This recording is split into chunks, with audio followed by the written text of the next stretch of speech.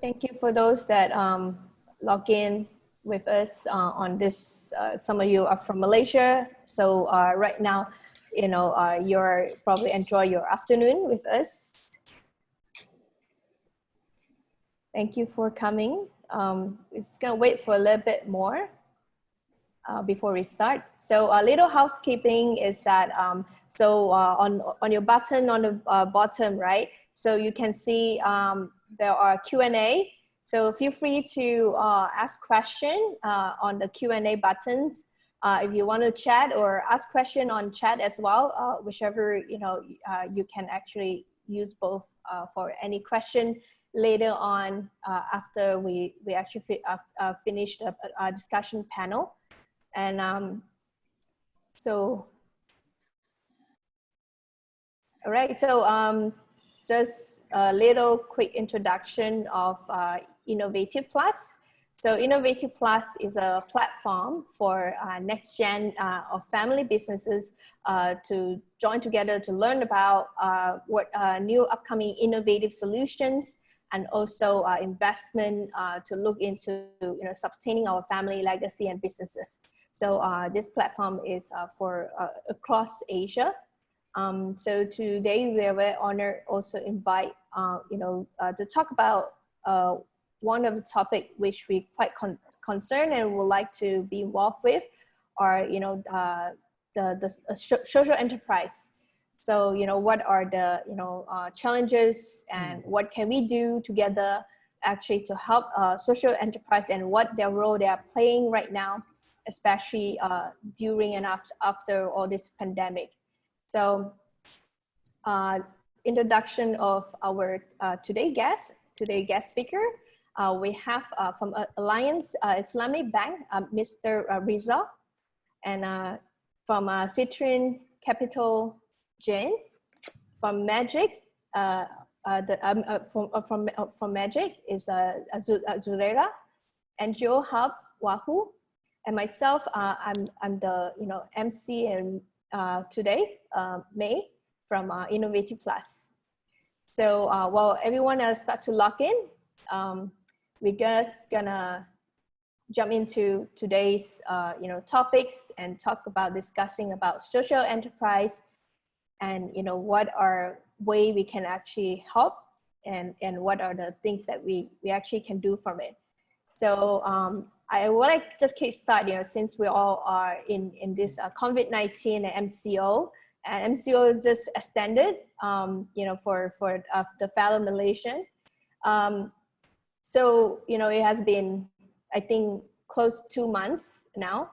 So what are the challenges and problems facing by the society and the community?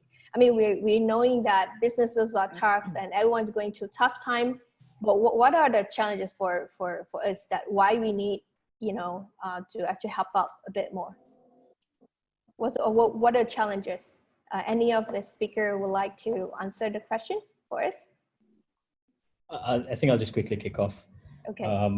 So I guess, I mean, it's pretty much common knowledge at this point in time. The impact has been pretty widespread. We've seen nothing like this since the early part of the 20th century, right? And what we're seeing is basically just the beginning stages of what could potentially be something much bigger. From the Malaysian perspective, I think we're looking at an economy that's basically driven 98% by SMEs. So it currently contributes around 40% of the GDP. It's targeted to contribute about 50%. It makes up about 70 to 80% of employment in the country. So we're talking about impact. The impact would come hard on this particular sector because of that very fact. Key issues will orientate around business issues around revenue loss, liquidity, cash crunches. In the longer term, there are issues around solvency. From a business model perspective, I think if we're touching on SE specifically, social enterprises, there's an existential question around whether you want to stick to being an NGO, stick to being a social enterprise, or start pivoting into other areas, particularly taking more of an NGO slant. Thinking about purpose versus pragmatism. What works now, the means to contribute to a longer end. And issues around how you want to change your business models around, how you make it much more effective, and bringing digitalization as one of those aspects you could possibly consider. From a community perspective, I mean, this is pretty much well known. I mean, there's definitely a health security issue that we contend with. There's an economic issue that we contend with regard to just individual income, the means of sustaining economic livelihood. We're talking about unemployment and so on and so forth. And also perhaps, and this is perhaps a potential huge body of study that could probably be done in the near future, is around the socio-psychological impact this epidemic would have had on us, and how it's impacted, for example, things like mental health and wellness and so on and so forth. So clearly there's issues abound, which will probably need to be addressed, and we feel that social enterprises and generally the community as a whole can mobilize actions and initiatives to try to address or mitigate some of these concerns. Great. Anyone to add on, or? Yeah, if I may just add a little bit. Of course, being an NGO, what we really see on the ground, it's very similar to what's already described. The economic impact, the livelihood. In a very real sense, we see people who on daily wages, or their savings do not last them past 1 month or 2 months, getting really badly hit. So this is mainly the B40 community, and with this group, right, it's basically just an emergency situation where there's a lot of help on the ground.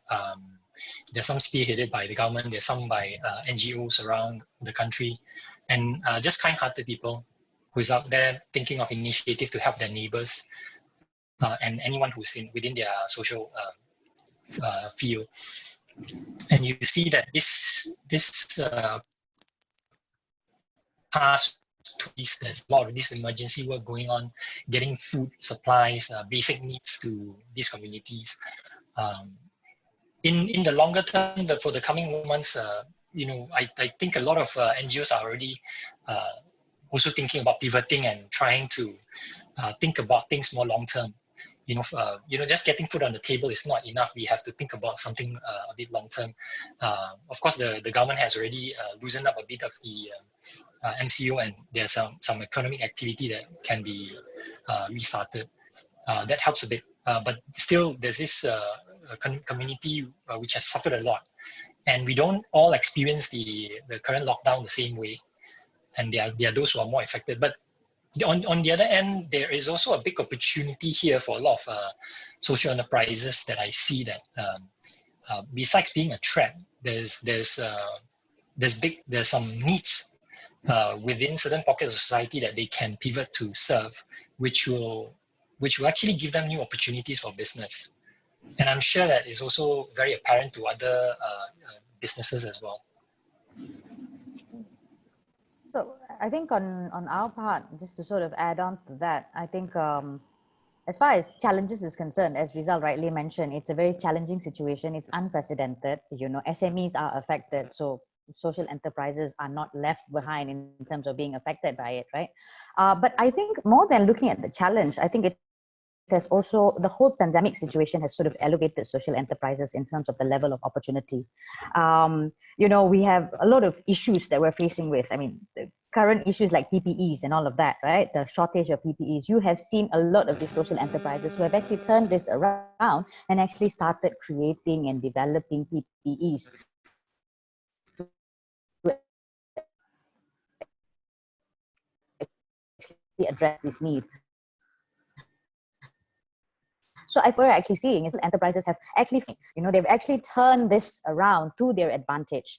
Again, I think it also boils down to the spirit of wanting to help to actually deliver community impact, right? So if they can't deliver it through their current business model, they pivot, right? And they've done it in a very current resources, current time, and even the reach that they have to the community. So they've turned the business model around, and I think it's extremely commendable. Yeah. Right. So of course, with all these problems and challenges that everyone has mentioned, and I understand that all of you have come up with this, this program or this initiative to tackle the problems. So maybe I'll just, just tell us all about this program or this initiative that you guys came up with, and what is it aimed to do, and who benefits from it. Maybe Mr. Riza can answer that. Your mic, yeah. Happens all the time, doesn't it? So we spoke about the challenges, right? So there's stuff that's happening, different segments are impacted. And the idea we wanted to put forward was a couple of things. Number one is to address these concerns, but to do it in a way that kind of creates sort of like a multiplier effect, if you will. And so what we wanted to have was perhaps a model that kind of exemplifies that shows that, and perhaps can be replicated in other forms by perhaps other parties in other organizations as well. So clearly this initiative was in response to the whole COVID-19 thing. And what we did was we brought stakeholders with a common goal and common intent to create a positive impact to these different segments that we mentioned about. So we call it the Social Enterprise Sustainability Initiative, in coping with COVID-19. And it aims to achieve two goals. One is to support social enterprises in cushioning the effects of COVID-19 to their activities, to their business. And two is to support the communities in need during this COVID-19 scourge. So as we all know, social enterprises are basically businesses, right? But they try to do good while they do business. So to try to tackle social or environmental issues in their course of doing business. Most of them will have dependents. They have their own employees, they have vendors, mostly perhaps from some of these underserved or underprivileged communities. And during this lockdown, during the MCO, these social enterprises, like other SMEs, will face common business issues like we mentioned earlier. You have your fixed cost burdens, zero to minimal revenue, cash crunch issues. And some of them have had to diversify the businesses in order to deal with the current situation. Communities, on the other hand, you have the B40 who's impacted by this, issues around health security, issues around access to amenities to deal with that health security issue, as well as to basic needs like food, like protective equipment, and so on and so forth. So what we've done is, this solution is meant to address the issues faced by both these groups by creating a system where we can employ or engage social enterprises to procure relevant products or needs to cater to the needs of these communities. So it creates sort of like a double impact solution. By doing so, we'll be able to sustain the livelihood of the affected communities through providing food items or essentials. And by procuring these items from these social enterprises, we'll be able to provide these businesses the ability to sustain and extend their business runway and sustain their livelihood of their dependents as well. So it's a win-win kind of thing. Now, our target for this initiative is to raise 200,000 ringgit in order to procure 1,650 grocery packages, 6,280 cooked food, or collectively is about slightly under 52,500 meals in total, and about 10,000 personal hygiene essentials, including face masks, sanitizers, soap, to be distributed to the communities in need. We've co-opted, or we've worked together with 11 social enterprises to help, not just to help their businesses, but to help these the communities we're trying to reach out to. By doing this, we'll be able to extend the SE's business runway by an average of about 1.3 months, including continuous employment to a total of about 48 employees and vendors from the B40 group. Yeah. As of perhaps yesterday, we have raised about 125,000 ringgit. We will continue to open this initiative until the end of May 2020, and we'll be looking for folks who are interested to support this to come on board to the platform and make the necessary contributions so that we can help these SEs to then help the community we're targeting. That's great. That's really, you know, a helpful, you know, project that, and that I think, you know, many of us, it's about time that we really have to come together to actually move on and to see what we can actually contribute. And, you know, and you know, actually Jane approached me, you know, about this and told me about this, this whole project. And I think it's really important to do it. And that's why, you know, I'm so just curious, how did this partnership come about, Jane? What brings together of this, all these various differences, partners from all different sectors to support this? Yeah. I guess this partnership comes about through our recognition to really do something during this difficult time to support the SE ecosystem. So we basically just came together to contribute our expertise for the benefit of a shared objective. In this case, supporting the SEs as well as the community in needs. So as Rizal has shared earlier, so we identified the problems, which is also what Rizal shared earlier too, and we came up with a solution, which is this initiative.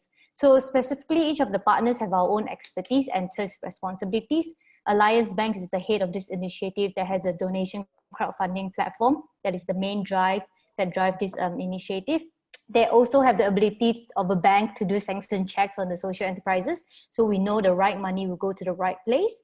Citrine, we are an impact investor, so we are quite familiar with doing due diligence as well as governance to kind of check how the social enterprises are doing. Will they be able to manufacture and produce whatever produce or even products that we procure from them, and do they have the ability to kind of distribute them and deliver them to those really in need?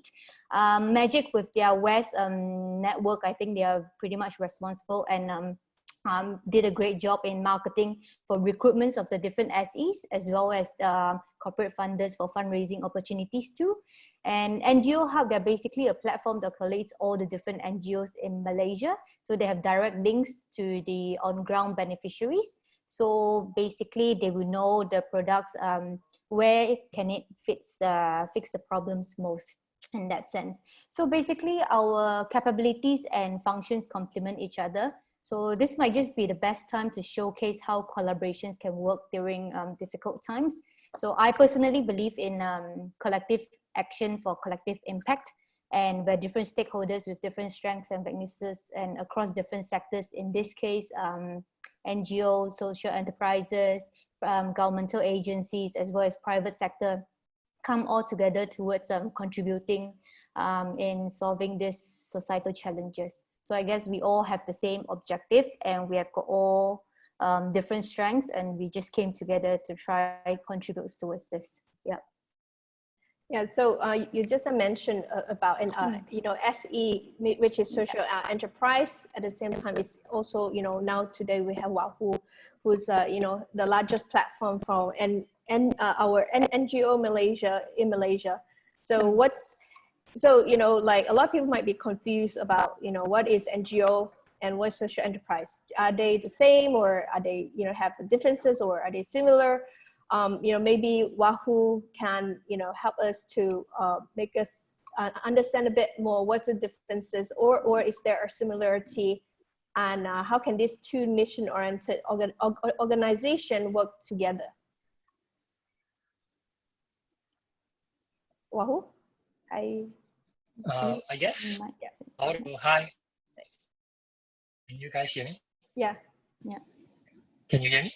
Yes, good. Yeah. I guess a lot of people are familiar with what's an NGO. It's basically you know, what we categorize as charity for a lot of laymen when you look at those doing charity work, non-governmental organizations, and there's actually a lot of similarities and also quite a bit of differences between NGOs and social enterprises. From the outside, it may not be that apparent, these differences, because there is clearly some target beneficiary or a social cause that both of these organizations are trying to contribute to. And if you look at their activities, it may not be very apparent. And Nowadays, I think even with a lot of NGOs, right, they have a lot of activities that are business-like as well. So they have diversified their source of income or source of funding to be able to tap into the commercial market, for example. And you will see that, you know, this line is very blurred. It's more of a spectrum than a very clear black and white, you know, categorization between NGOs and SEs from the outside. But of course, there's the registration part, right? Which is, you know, the SEs are registered as businesses with a very clear social impact. And then NGOs are registered as a non-profit. So that part, you know, like people may not see, but there is, you know, there's a common goal of trying to either serve a community in need or champion a social cause for both of these. So that's, I guess, is the similar part. And nowadays we do see a lot of collaboration between these two. I think both of them have different strength. You know, the SE, obviously, you know, because they are involved in the commercial market, it's much better in terms of marketing and branding wise. And NGOs are traditionally weaker in areas, but have a lot of on-the-ground experience in terms of the on-the-ground beneficiaries. So if you combine the strengths of both of these, then you can get pretty good collaboration where, you know, you can identify beneficiary groups very well with the help of NGOs. And you can also use the marketing knowledge, the commercial knowledge of SEs to be able to get resources to these communities. So I guess even in this project itself, that's the kind of the model that we are using. Okay, so now that, you know, we understand, you know, the differences, but at the same time is actually working together, right? You know, have a more like mission-oriented organization. So for you know, for Magic, so being the sole government agency focusing on social enterprises in the country, what is the nation's direction for social enterprises? And how are we breeding, grooming, and growing more social enterprises? So especially in this difficult time.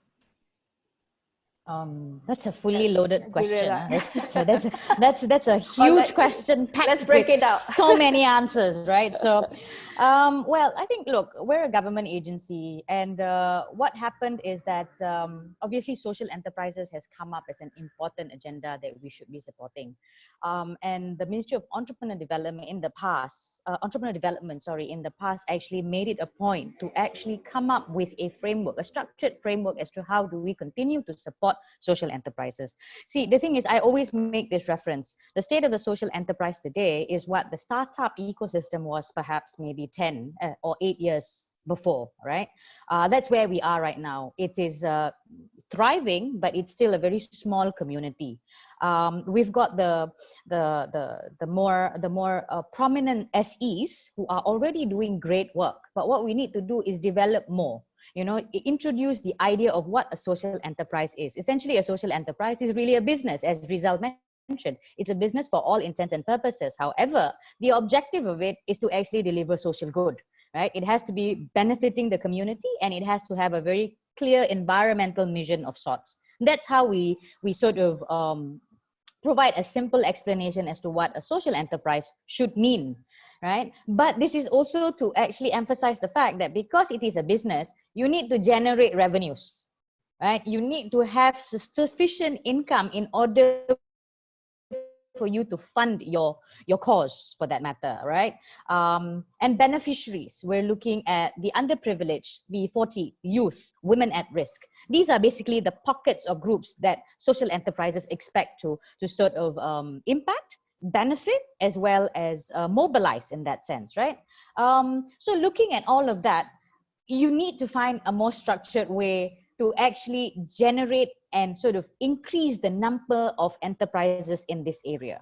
And when I say structure, we've come up with something called the Social Enterprise Accreditation Program. Well, simply put, the accreditation program is an initiative which allows these SEs to be identified, right? So it's an identification mechanism where if you fulfill a certain criteria, so there are three main criteria. First thing is that obviously you need to fulfill a very clear community and environmental mission, one.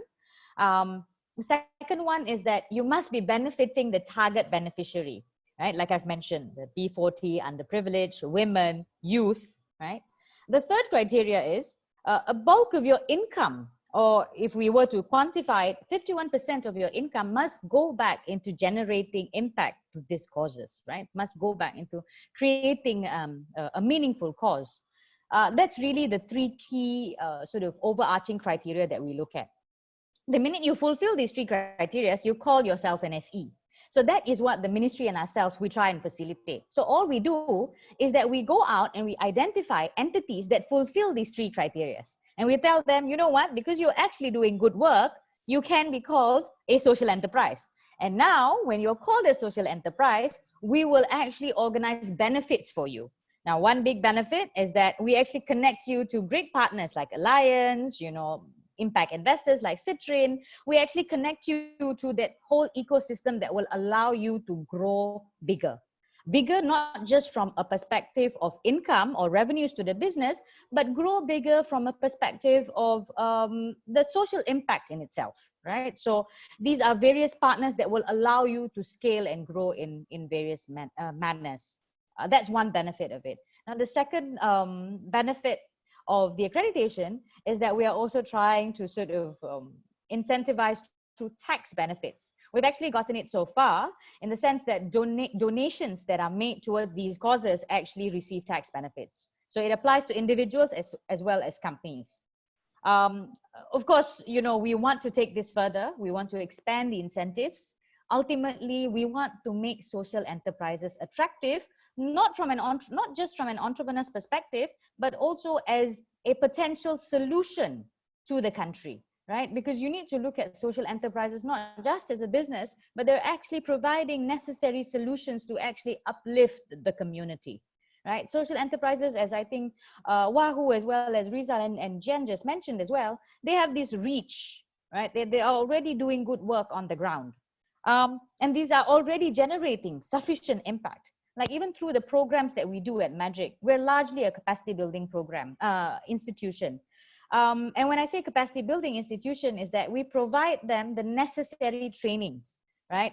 How do you build your businesses better? How do you look at bookkeeping? How do you build a proper business model? How do you look at hiring staff? What is your HR model that you should be looking at in terms of growing your businesses? You see, these social enterprises start from a very good place. They have a very good heart. But most often than not, they lack business acumen. So that's where we are trying to help them with business acumen, connection to partners, you know, get them into the bigger, bolder, you know, bigger corporate world so they are able to scale better and faster, just like the startups, just like the tech startups or normal SMEs for that matter. Yeah. It's great. I mean, I totally believe in that as well, because, you know, I have seen a lot of good-hearted people started off as, you know, just to contribute back to the society, but is never able to sustain long enough. It's always, you know, it's not enough, you know, the business skill set where they can give them to continue to sustain. So, and May, if I can just add to one more point, actually, I just missed that out. I want to take this opportunity to give a shout out to corporate partners, right? Banks like Alliance Bank. I think it's a fantastic example to the ecosystem to show that, look, this is how corporates should come in a big way to support the social entrepreneurs, to support the cause. You know, it's small steps in the right direction, right? I think this is not a small step, but I think it's a great step in the right direction. So I think I hope that many corporates will follow suit after this. Yeah, well, that's why we also hope that we can create more impacts, and through this webinar, that more people can get involved in it. So, you know, of course, you know, Jen has started the impact investing company, right? So a lot of people also not very familiar with what is impact investing is all about. But as an impact investors, do you think there are more business opportunities or challenges for this kind of enterprises during this crisis? Jane, your mic. Yes, repeating after you, Rizal. So I guess I will just quickly answer about what's impact investments. It's basically, we function exactly like a traditional for-profit venture capitalist, but not only do we want profitability, but we also want impact. So it's investments with purpose, profit with purpose in a nutshell. So I guess in terms of business opportunities and challenges, they're definitely both. And it depends on how the leaders and the entrepreneurs view it themselves. So in terms of challenges, Rizal has shared plenty just now. Most of our economic is dependent upon SMEs. And as we are all aware of businesses, especially the SMEs, including social enterprises, are suffering, and in some extreme cases, they're even shutting down.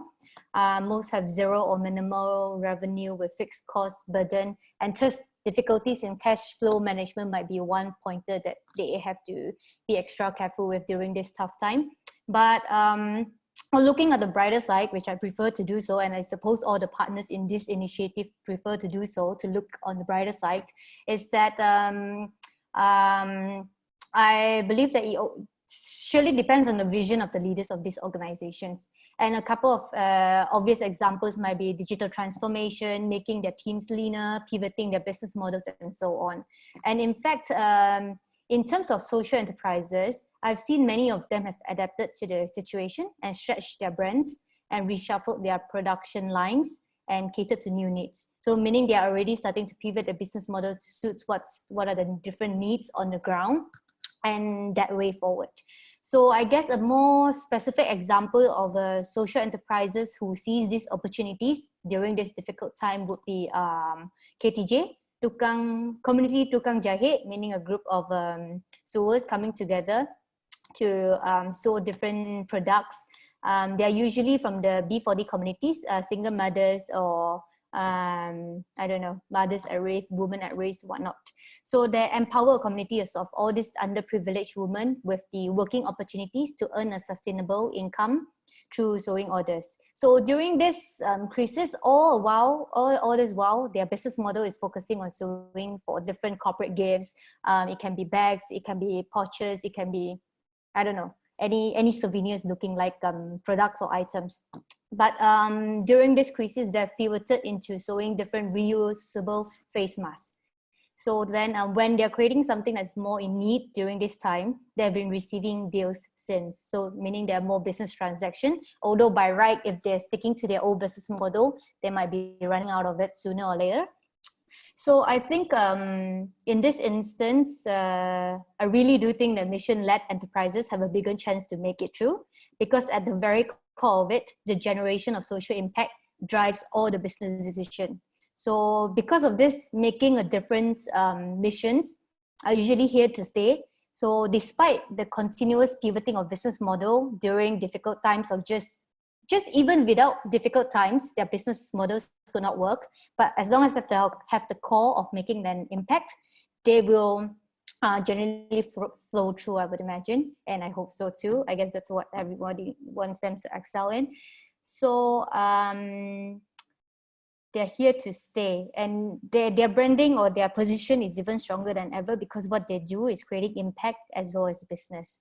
They go hand in hand. Yeah. So I guess that's what I see opportunities in terms of social enterprises have. Right, that's great. Well, some of our, members of the Innovatif Plus, well, actually, all of us are majority from private sector background. So, and for private sector, like banks, like like different banks, like of course today we have Mr. Rizal here. Do you think that private sector is supporting? How do you think private sector is supporting and can support, SE, ecosystem, in what aspect and to what channel? Thanks. Well, I think when it comes to private sector support, clearly, and let's be frank about it, right? a lot of the support that's coming up from corporates and commercials is basically in the form of CSR activities. So it's seen as a one-off contribution. You partner with somebody who will basically do most of the impact work for you. Some may even go to the extent of actually hosting capacity building programs for SEs. We've seen some of the banks do this, increasingly more banks, in fact. But I think there are more ways that the corporate sector can actually support SE ecosystems. And at the very basic level, in my mind, apart from just engaging SEs in CSR activities, is in the form of procurement, right? And I feel private sector corporates can start supporting social enterprises through more of this social procurement type of arrangements. So social procurement is about using an organization's procurement processes and buying power to generate social value above and beyond the value of the goods or services that's being procured. So it essentially provides market access to the social enterprises, opens doors to them for business expansion, right? So for example, a social procurement could be in the form of procuring corporate goods from social enterprises, or catering, food for catering for events, or even trainings to employees. So that's one aspect, social procurement, basic. Second is, I think, we need to have more of these collaboration around mentoring, sharing of knowledge or expertise from corporates to the SEs. Because SEs, and we keep belaboring this, is essentially a business.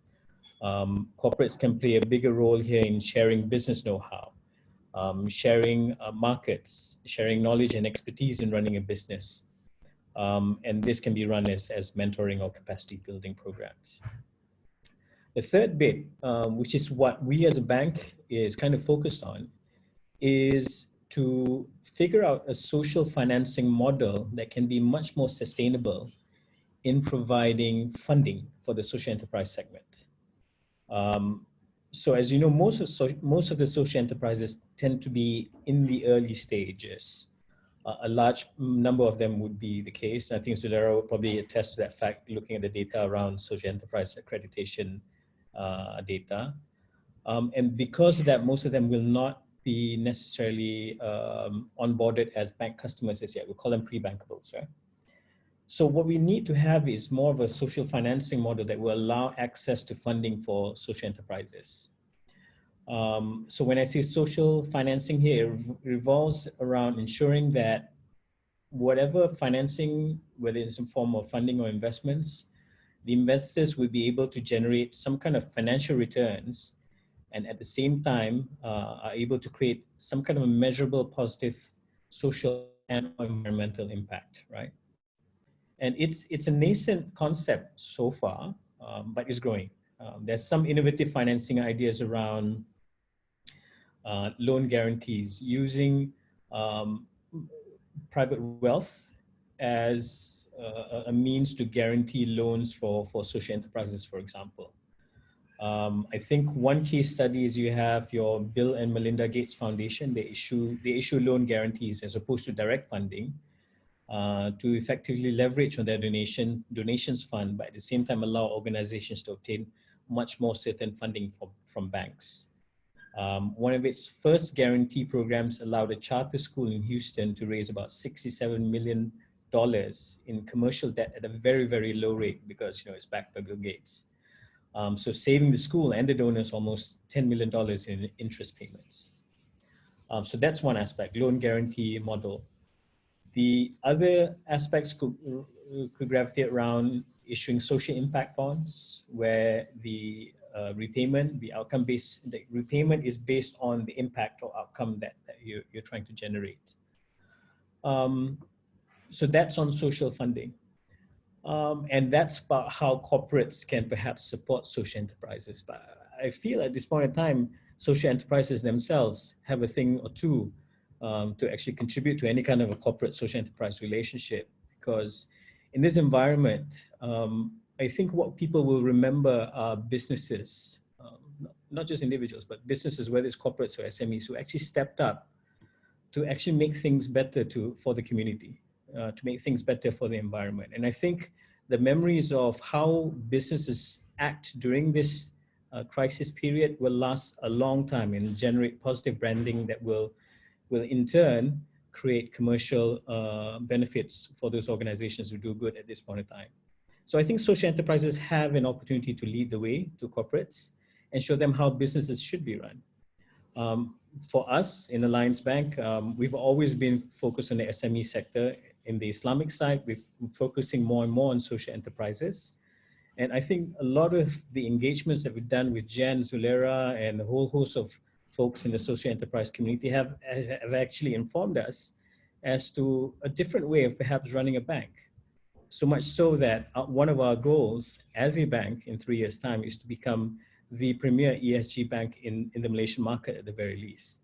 So as much as we're talking about corporates helping SEs, but I think it's a two-way relationship. I think SEs also have an opportunity to create value for corporates by actually leading the way in terms of how to create more impact-based business models. Well, yeah, I think even for now, like you say, branding is part of it. And I also think that it's a long-term type of, impact and contribution. It's not just a short term that we are looking at. Besides after this, during COVID-19, for sure, up and coming down the roads in the future, there's lots more each of us actually can benefit from each other as well.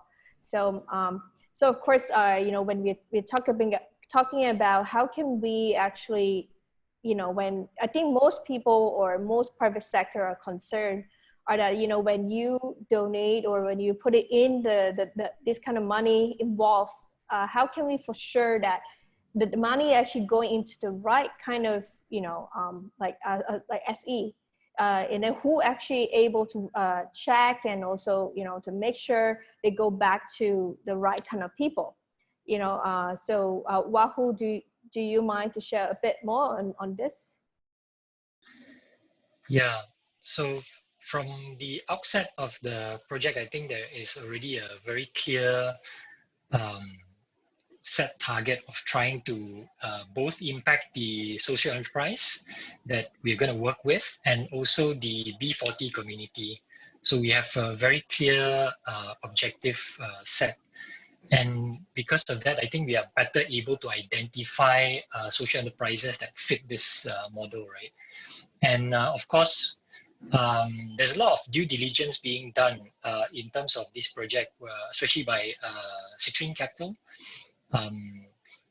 There's a lot of background work of checking the social enterprises in terms of their capacity to produce the kind of products or services that we are talking about in this project, whether it fits into the target beneficiary, and from early on, there is a decision to focus more on a food-based solution.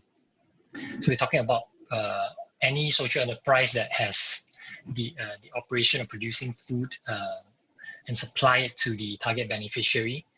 And with that, I think we are better able to also screen through all the social enterprises that has applied for this program. And there are only a number of selected ones. And through the due diligence done, we are able to say, okay, these are the social enterprise with very clear target beneficiary, and some of them has very good experience, for some time in serving that community, and then they are able to have the capacity to produce the services and the products. And then from NGOHub sites, I think we gave some feedback as well, because we do know a lot of these social enterprises as well from previous collaborations, because our platform, even though essentially we started with the NGO community, where we are providing technological tools and also capacity building to NGOs, we are expanding to provide those to social enterprises as well. So in the past, at least 2 or 3 years, we have worked with a lot of social enterprises, got to know them. So with this partnership, a lot of us are able to help out in identifying which are the social enterprise that has good impact, and especially with the partnership of Magic, all those social enterprise that are selected would have been would have gone through the Magic platform. And of course, you know, they have the accreditation program and all that. So they would have pretty good knowledge about the background of the social enterprises and their capacity. So I guess it strengthened the whole due diligence process in ensuring that not just that the money donated goes to the beneficiaries, but it's done in a very efficient and effective way. Right? Because we can compare between all these social enterprises, who can do it a bit better, who can, you know, who has the capacity to do more. So I guess that speaks to the strength of the partnership. I guess I can add a bit to that as well. So just so to clarify a bit more on the due diligence process, so we basically rank them according to different categories. Relevance in terms of is the products or services offered by the social entrepreneurs needed? Is the products or services offered by the social enterprises relevant to what's needed by the COVID-19 communities, those affected by it? And how urgent do the social enterprises need incoming revenues from these particular transactions, just so that they can stay afloat? In terms of impact then, is the products or services offered will be reaching the communities in need? And how many people will be benefiting from it, and how long does all of this will last? Effectiveness too. So is this innovative initiative tied to the business model? So if you're doing say for example, you're already doing catering, and so if you can cater more to the beneficiaries in need, then we'll obviously prioritize you a little bit more, because the objective of this initiative is targeting the needs of COVID-19, which is up and foremost. We have set it to be food as well as personal hygiene items. And so, of course, also does this opportunity increase the SE's ability to extend their business right way? Do they have the capability to produce these items that we have procured and deliver it in a time-efficient manner?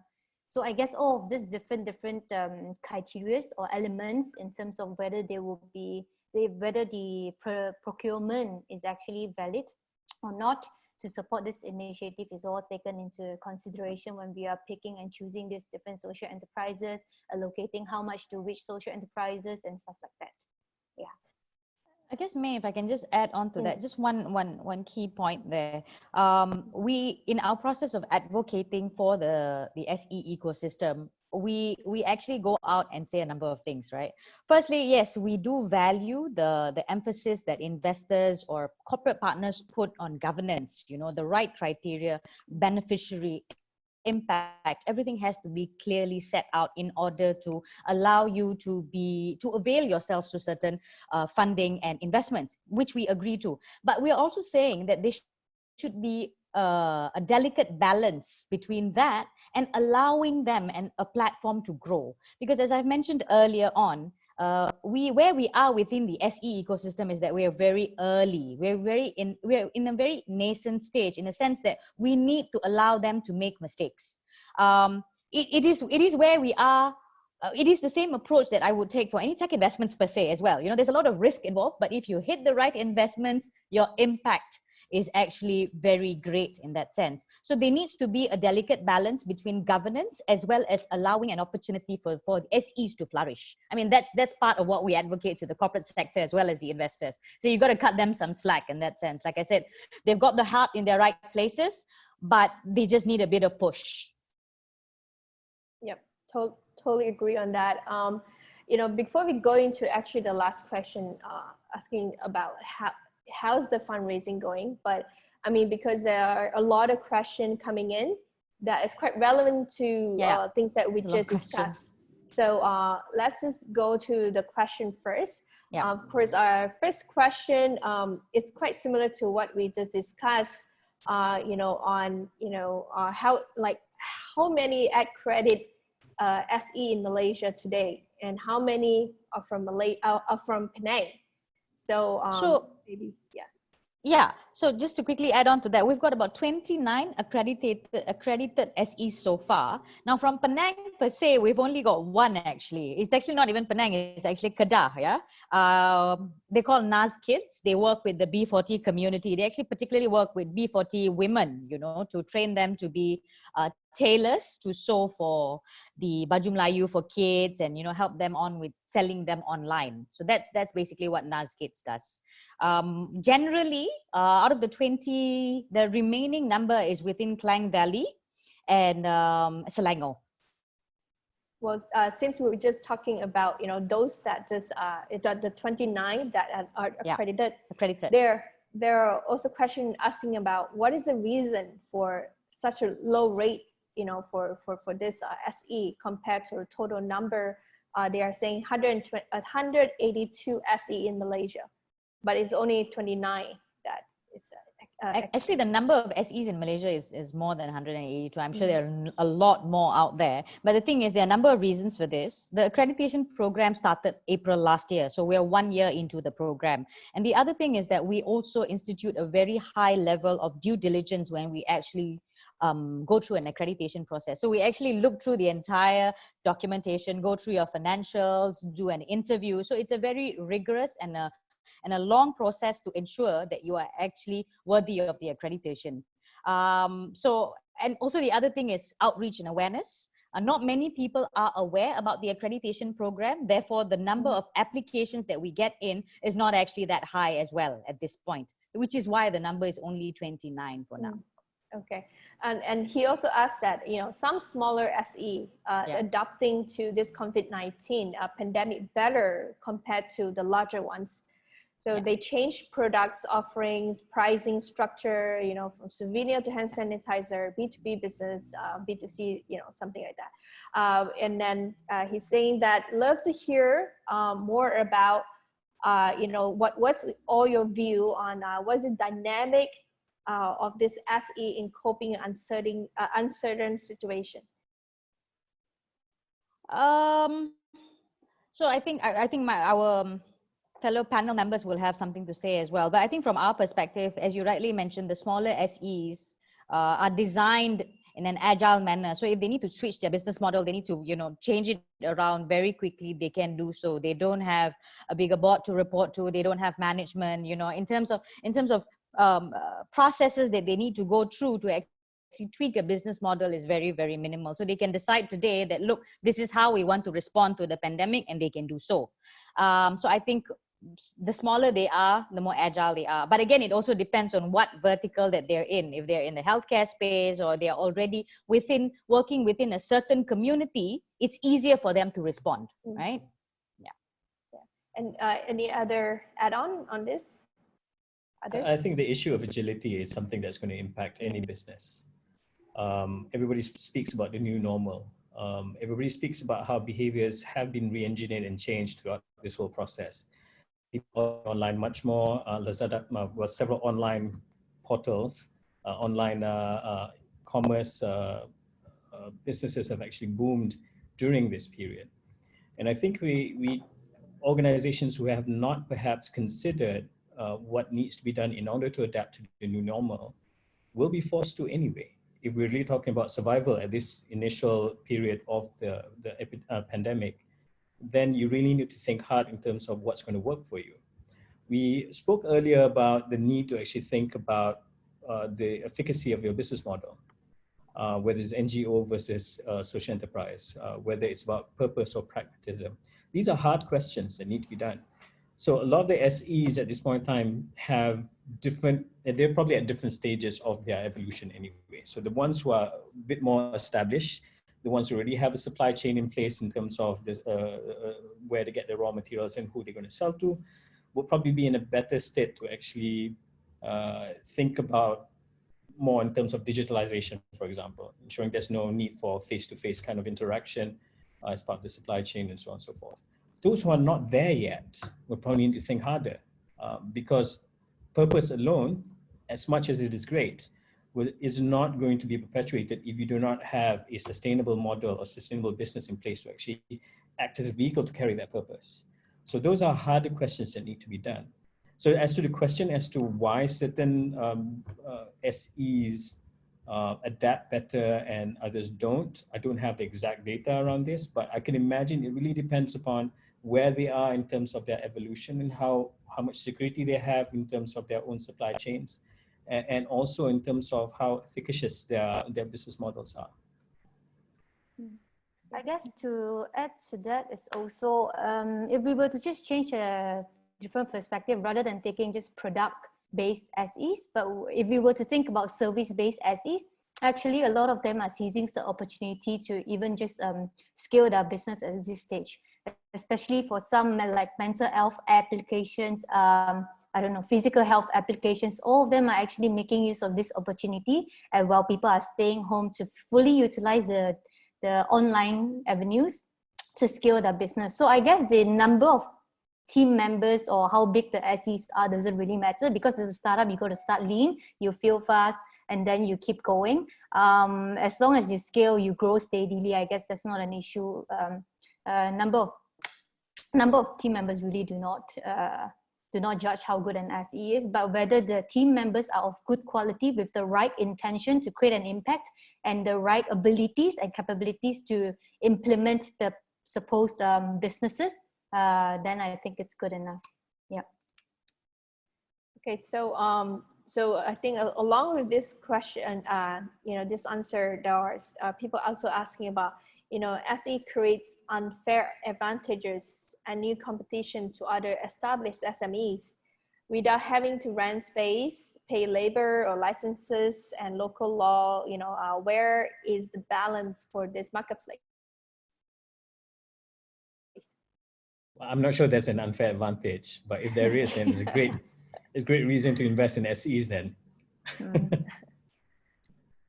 Yeah, I mean, and then I personally, I just think that, for SE, it has its own advantage as well. And same thing as for SME. I mean, SME doesn't mean that, we have all sort of advantages. I mean, SME or SE, we all are partially also doing business for different kind of purpose. So how, in general, I think everyone is also going through the same thing where space rental, labels and everything. So I think now, yeah, sorry. I think you need to emphasize the fact that SEs are also businesses, therefore they are also exposed to cost of businesses, right? Yeah. So it's no different. There's no unfair advantage actually. In fact, they are in a worse off situation because they can't actually grow as fast as normal SMEs can, which is why you need to incentivize them. Yeah, correct. So also someone is asking that where can we find the survey outcomes or data on SE stayed in Malaysia coordinated by Magic? Okay, we are in the process of coordinating that sort of data because obviously many people have asked for it as well. And the British Council have actually done some work in the past. The ministry is also looking to come up with a blueprint and impact report of sorts.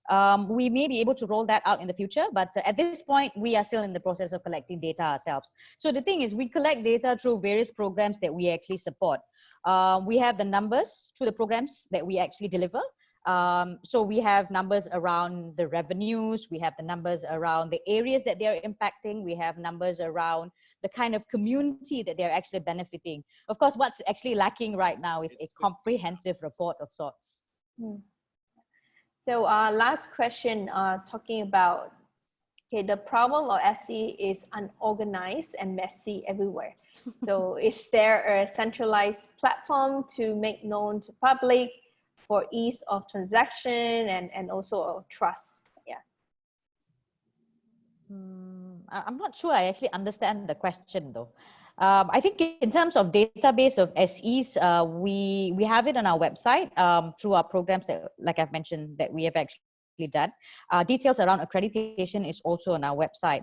But around, I think, ease of transaction and trust will be really dependent on the SE themselves, I believe, you know. So the comfort that we can give is that if you go through the programs that we offer, there's some amount of risk mitigation there. So we've done somewhat of a due diligence, which is why we actually emphasize the accreditation process. So we say that even for, say, corporate procurements, we actually push out the accredited SEs because they've gone through a layer of due diligence per se. I guess if David Gunn is asking the correct, what I imagine the question to be, it would be, are you implying that there should be a centralized platform like an e-commerce platform that sells different products or services that's offered by SEs? I think in that case, then they are indeed a bit all over the place now, but I see a lot of them are working hard towards coming together to do something. For example, a very recent example is that they've came together to form, I think supported by Magic as well, a Raya hamper, in which different SEs do put in one of their products each, some cookies, some rice, whatnot, produced by the SEs themselves. So there's already, you can see a lot of all these aggregates of different SEs coming together, selling their products or services as a whole. So I guess in the near future, in the shortest time possible, we will be able to see a collective group of SEs offering whatever that they produce in accredited by Magic, hopefully all of them too. Maybe you can share with us like what maybe just one or two of the example of SE that are, you know, now is going through this program, so at least we all understand what kind of, you know, SE are in it, and you know then where can we support. You mean a push program, Mr. Lara? So the push does not correlate directly with the accreditation program, because the push program is a program that we're running on behalf of the government, and it's got a very strict focus around benefiting B40 beneficiaries. So they are not necessarily all accredited by us. So we're running on behalf of the government. Like I said, the focus is B40, youth, women. It's again a capacity building program for targeted SEs that have come through, but the push program offers a grant. There's a grant portion to it, basically to scale the business, which is why it's called a business scale up program. Okay. So May, were you referring to the SEs on our program currently talking about today? Can I just give a quick shout out to some of these, some of the SEs who are on board, right? So we have, let's see, we have Pasar Grub. Pasar Grub by Grub Cycle. It's an initiative that markets surplus vegetables and fruits from farmers and distributors for up to 40% less than the market price to low-income families. We have Phytopia, who provides access to affordable, healthy foods for the youth community through a horizontally integrated supply chain. 90% of raw ingredients are sourced directly from local farms, and they're typically managed by B40 students and villagers. We have Green Hero, who aims to tackle food waste. They're a platform for F&B businesses and suppliers to sell edible food surplus at discounted prices to the general public. We have Masala Wheels. I think Kuhan is on one of the attending here as well, so he will probably can speak much more about this. Masala Wheels empowers the marginalized communities, primarily youth at risk from B40 communities, through sustainable F&B businesses. Halaman Nurani has a restaurant that provides catering services in Selangor. They create job opportunities for the B40 group.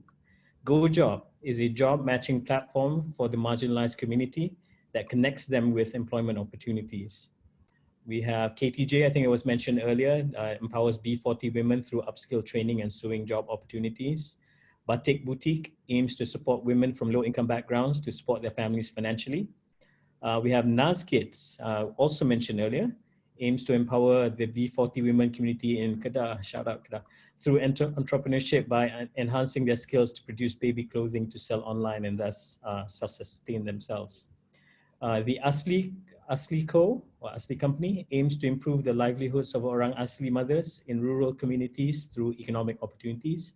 They train and work with them to produce quality handmade products like handmade soap to sell. And there's Worming Up, based in Sarawak, runs an insect farm as a means for organic waste disposal and convert end-of-life food waste into animal feeds or organic fertilizers. They also conduct educational workshops such as waste upcycling, like making soap from used oil and so on and so forth. So really great names we have on board. So if you're looking to create an impact, come on board to the platform, contribute to it. I think we have some really good SEs on board with us who are aiming to create impact on the B40 communities who are impacted by COVID. Okay, so I think, you know, those are a lot of interesting other ideas and things that they are helping with the, you know, our society, you know, and that's something that we can actually look into and contribute more, you know, to more of the SE. So maybe we go into the last, because it's almost 1 hour. So going to the last question about, so how is this fundraising now?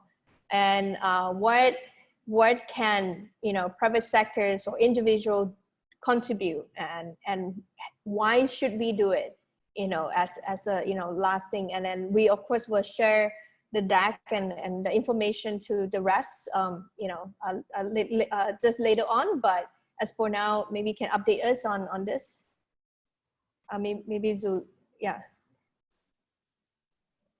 So I think the target on the platform was to raise about 200,000, and we're about 60% over. We've raised over 60%, right, Rizal? So I think that's a great amount that has been raised within a short period of time, and then we've seen support from the entire ecosystem. But we hope to raise more. You know, we've been trying to push up promotions as much as we can. You know, trying to work with all our corporate partners, with our networks, and wherever possible to raise this amount, because the SEs that will benefit through this program, as Rizal just, you know, mentioned a number of them, they are actually helping a good group of communities out there. I mean, namely, I think Masala Wheels literally just popped out of nowhere during the pandemic situation. You know, they actually took over the whole catering scene, and, you know, they're delivering to frontliners, they're delivering to hotels, they're delivering to, hospitals, they're delivering to clinic kesehatans. So I think I cannot imagine if Masala Wheels wasn't there, you know. So like I mentioned earlier on, the pandemic has actually given an opportunity for these SEs to elevate themselves. You know, now people understand the purpose of SEs. They understand what SEs can actually do during periods like this. So platforms like Global Sadaqah is a fantastic platform where you actually raise awareness about the SEs, but at the same time, you actually help them raise funds. Right, that's great.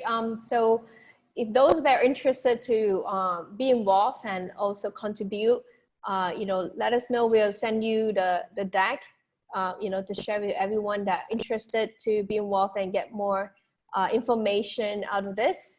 Yeah. So if actually there's, I think, one question, if you guys want to take. So yeah. It's saying, would SEs continue to be under MEDAC or MOSTI? What's the current direction from the government? Yeah. Okay, so I guess we are in the process of working out the arrangement. Magic will continue to support the industry. We will continue to support the ecosystem. Social enterprise is within our DNA. We will be continuing to support. In fact, we'll be looking at it from a bigger agenda. We'll be looking at it from a social innovation agenda, because I think what's very important to understand is that when you mention social enterprise, you're looking at it from just a business perspective. However, their impact is actually wide-ranging. And the fact that when you throw in innovation, you throw in innovative business model, as well as you throw in technology to help them scale, the impact reach becomes far wider. So with the help of MOSTI, we're actually looking to scale that bigger and better. I think a lot of people already know that we are right now placed under the Ministry of Science and Technology and Innovation, so MOSTI, which is very aligned to our core, our DNA in that sense. Entrepreneurship will still be our core, which is why we will still be supporting social entrepreneurship, but we'll take them to a bigger agenda. All right, so I think that's pretty much end of it. Thank you so much for everyone taking your afternoon with us, and thank you all the panels with here. And I also hope that everyone actually join effort together to, you know, contribute and to actually to make this, you know, crisis less, you know, less, I would say, less so negative, but more of the more positive impact that we can keep seeing that happening, you know, in the future during this time. And, you know, those that want to be involved, please in touch with us and we'll send you more information. Thank you, May. Thank you everyone. Thanks, Thank May. you, Thanks, Rizal. everyone. Thank you, Richard. Thanks, Thank you, Adira. Lilian. See you guys Thank soon. you. Yeah. Thanks, everyone. Thank you. Have a nice Bye, Jen. afternoon. Bye. Bye. Bye, Riza. Bye-bye.